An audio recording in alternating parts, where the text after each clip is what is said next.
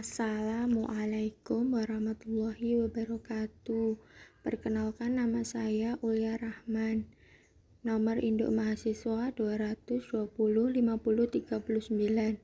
Kelas 20A1, Rekam Medis dan Informasi Kesehatan Universitas Duta Bangsa.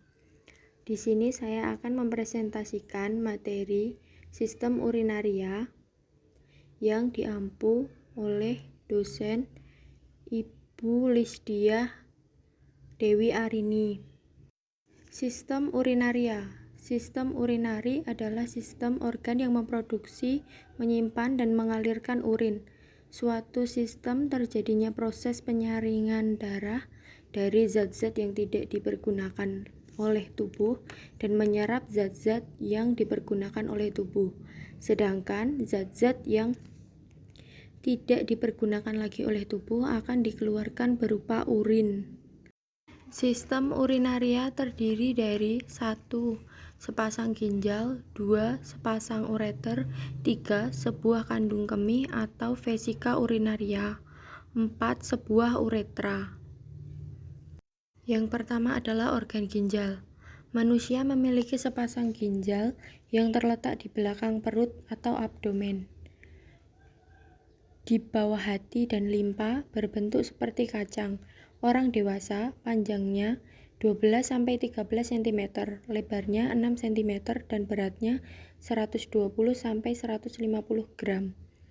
Ginjal bersifat retroperitoneal yang berarti terletak di belakang peritoneum yang melapisi rongga abdomen. Sebagian dari bagian atas ginjal terlindungi oleh iga ke-11 dan 12. Kedua ginjal dibungkus oleh dua lemak perirenal dan lemak pararenal, yang membantu meredam goncangan. Fungsi ginjal: 1. Pengeluaran zat sisa organik. 2. Pengaturan konsentrasi ion-ion penting. 3. Pengaturan keseimbangan asam basa tubuh. 4. Pengaturan produksi eritrosit. 5. Pengaturan tekanan darah. 6. Pengendalian terhadap konsentrasi glukosa darah dan asam amino darah. 7.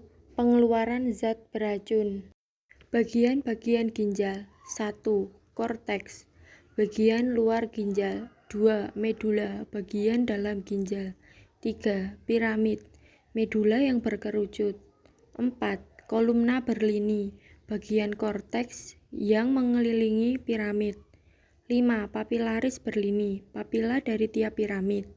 6. Pelvis, reservoir utama sistem pengumpulan ginjal. 7. Kaliks minor, bagian ujung pelvis berbentuk seperti cawan. 8. Kaliks mayor, kumpulan dari beberapa kalik minor. Organ yang kedua adalah ureter.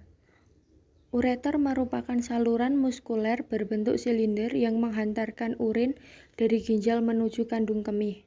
Panjang ureter adalah sekitar 25-30 cm dan dipersarafi oleh plexus hypogastricus inferior melalui nefron-nefron simpatis.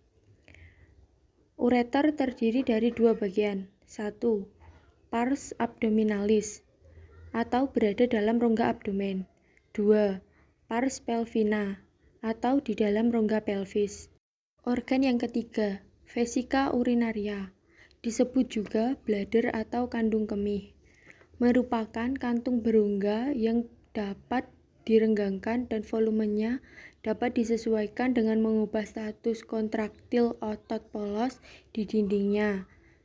Mempunyai fungsi reservoir urin 200-400 cc dan dipersarafi oleh saraf otonom atau tak sadar.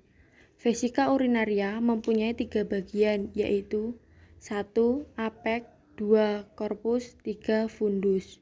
Organ keempat yaitu uretra, merupakan saluran sempit yang berpangkal pada kandung kemih dan berfungsi menyalurkan air kemih keluar. Dalam anatomi, uretra adalah saluran yang menghubungkan kantung kemih ke lingkungan luar tubuh. Pada pria, uretra juga berfungsi dalam sistem reproduksi yaitu sebagai saluran pengeluaran air mani. Uretra pada wanita dan pada pria itu berbeda. Uretra pada wanita panjangnya sekitar 2,5 sampai 4 cm dan terletak di antara klitoris dan pembukaan vagina.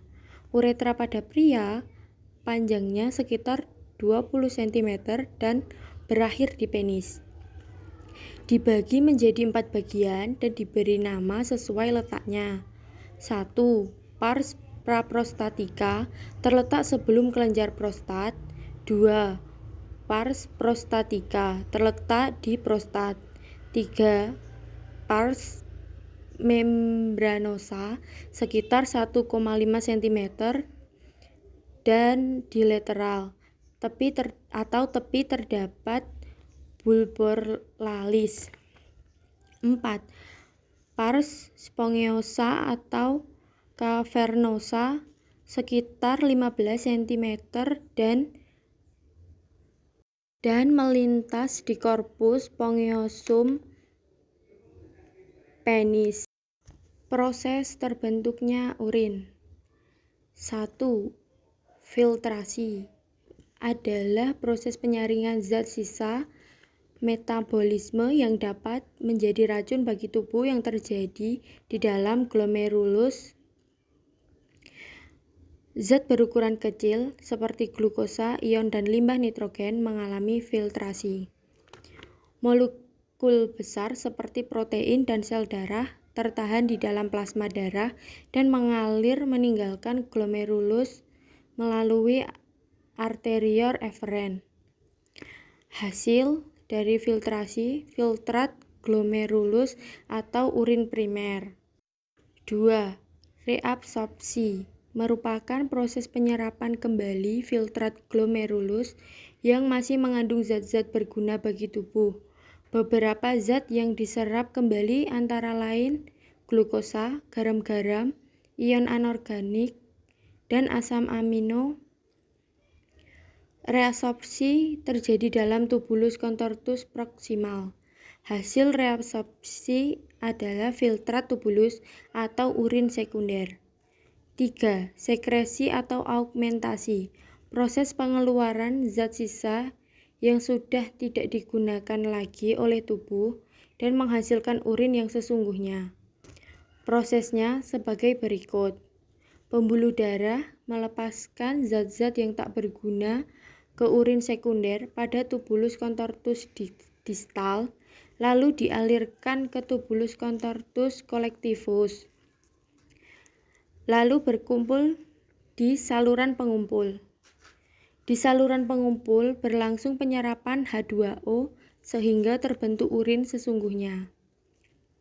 Lalu mengalir ke rongga ginjal, ureter, kantong kemih untuk disimpan sementara. Bila kantong kemih penuh, urin akan dikeluarkan melalui uretra. Berikut ini contoh penyakit pada sistem urinaria. 1. Bakteri urea, adanya bakteri dalam urin.